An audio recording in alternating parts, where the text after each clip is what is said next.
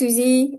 Thank you so much for joining me today. We're just going to talk about music and what's happening with you at the moment. You were previously with the band Virgin Veil. I'm just Yeah. wondering how you did the transition from that to Suzi Sabotage. How was Suzi Sabotage born? I'm gonna tell the classic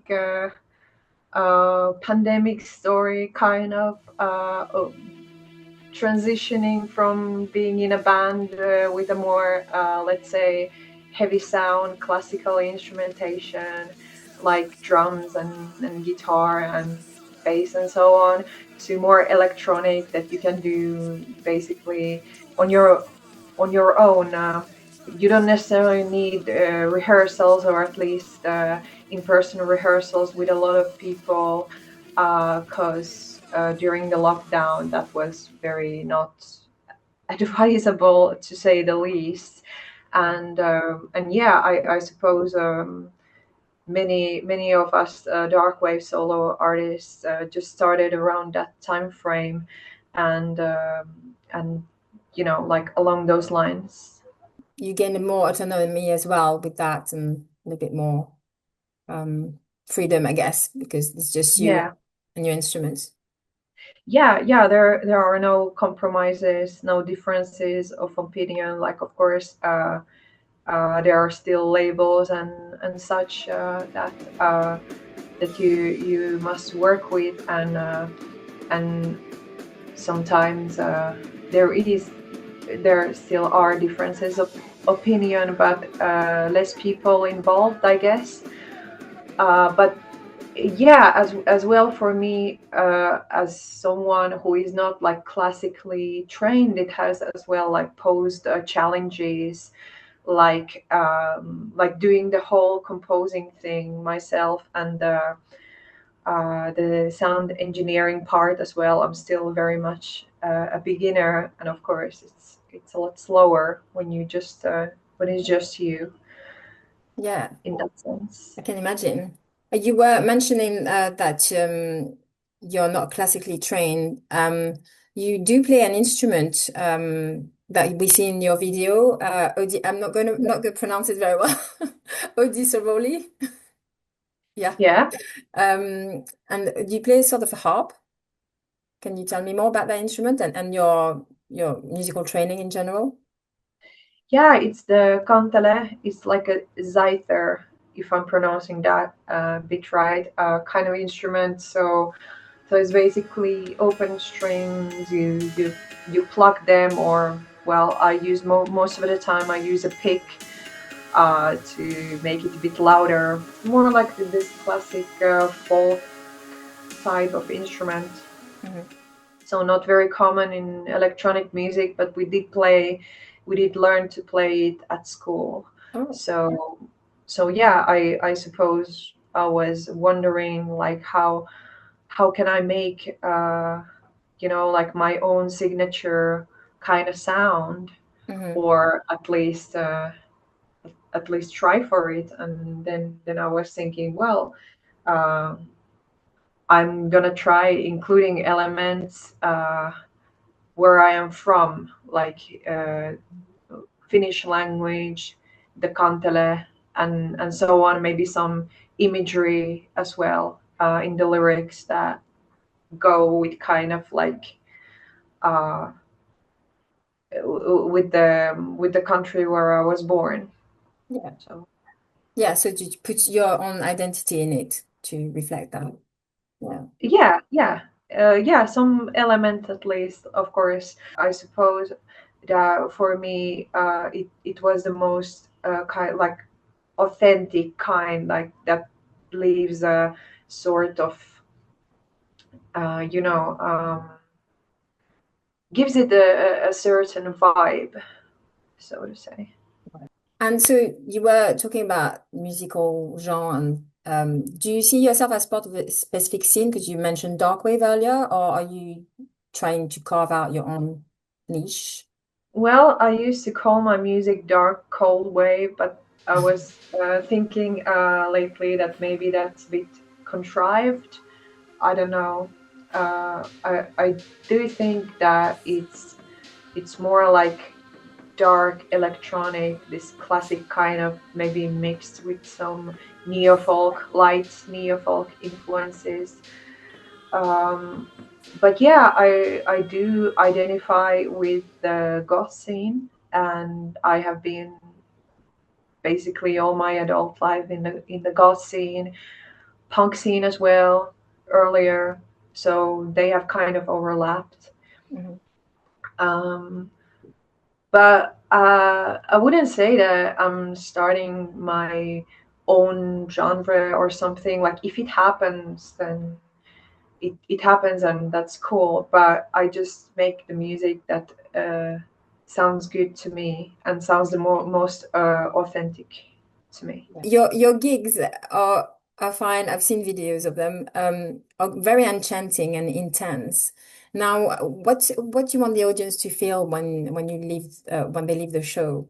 What do you want to convey? Well, I hope that they will feel inspired, especially those who say women or non-binary who come to my show, and since we've been often told that yeah, that we need a backing band, or that we cannot, like carve out our own way just on our own, and we need some help, maybe to join our forces with some guy, or I don't know, or at least that we need a band, and and yeah, like I want to show that this kind of one woman band, it's a thing, and yeah, like you can make pretty great stuff independently as well. Mhm. So you want to empower women. That's kind of your Yeah. message. I like that. Yeah. Yeah, it's a great message. I love it. Yeah, empowering women that, we are enough and we can do what we want and the world is our oyster and we don't need anybody to help us. Yeah, great. Yeah, yeah, for sure. Like, I think it's most emphasized in when I travel, like long distance, and I'm there on my own. I don't have a manager traveling with me. I don't have any kind of a crew. So most of the time, it's just me, like showing up at the airport and hoping that everything will go well, and sometimes even navigating the new country, new continent on my own. But that we can absolutely do that, and it's not like disproportionately dangerous or something to be afraid of. And that we can just be bold and go and do our thing. Talking about more the music now, is there a particular track or some lyrics that encapsulate Suzi Sabotage?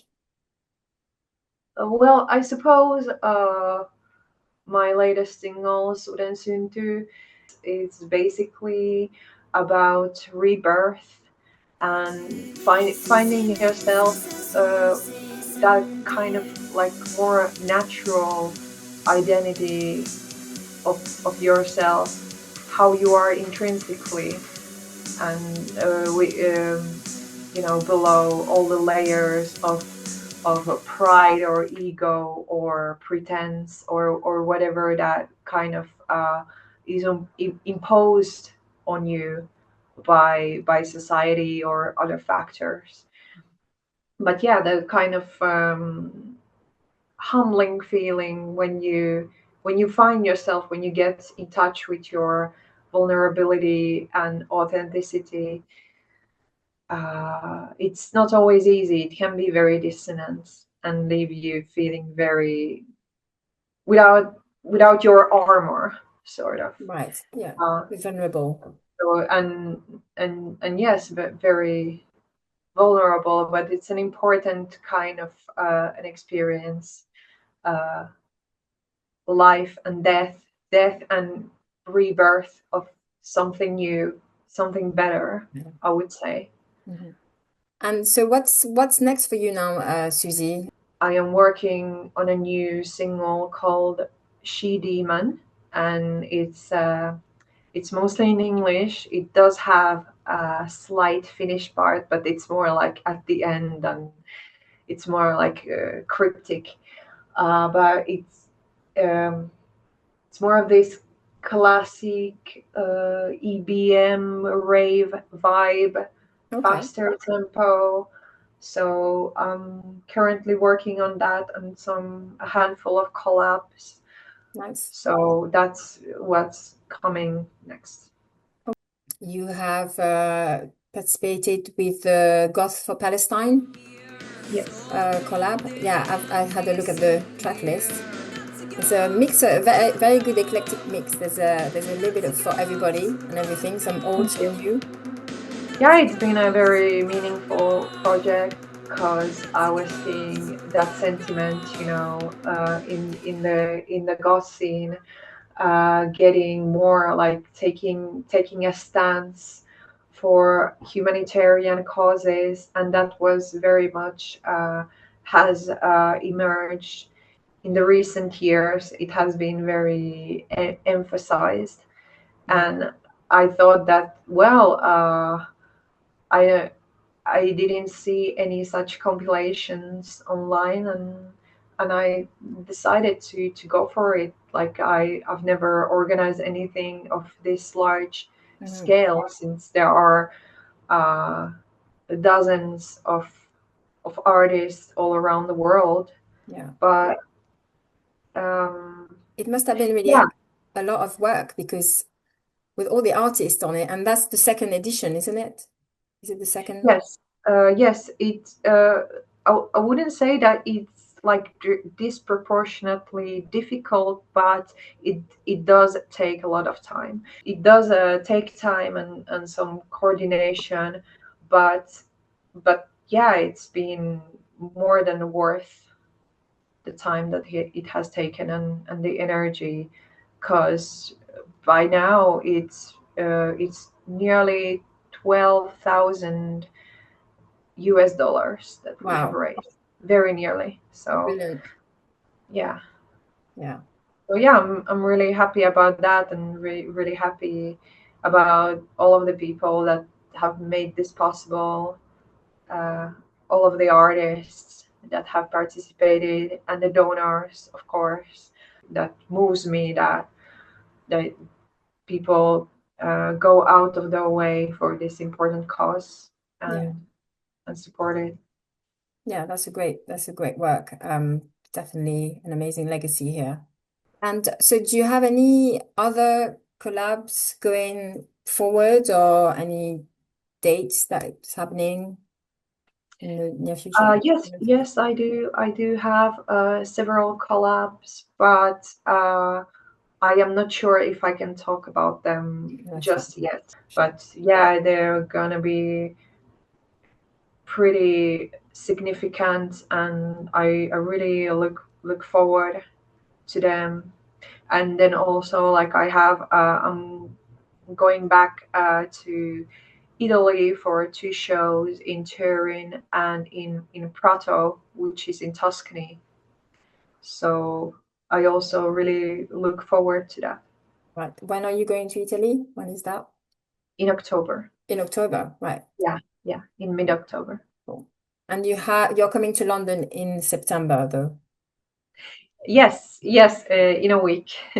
So yes, you've accepted kindly accepted my invitation to come to play to London, and we're really excited. Loads of people are very excited to see you, Susie, in London. So I can assure you, Muscat will be opening for you as well. So that's Yes. really exciting. Yeah. And Oh, then sure. when I have heard about Muscat before, do you know them? Oh, yeah, yeah, absolutely. They're already very iconic, and how they sound, and how they look, like the whole aura surrounding them is amazing. Yeah, yeah, they are amazing. Yeah, great personalities. Yeah, yeah. Yeah. and the sweetest human beings. So we'll be looking forward to seeing you on the Saturday, 27th of September, at the waiting rooms in London. Looking Yeah, forward I'm to really it. excited. Really looking forward to it. Thank you very much, and we'll see you next week. Thank you so much. Okay, bye.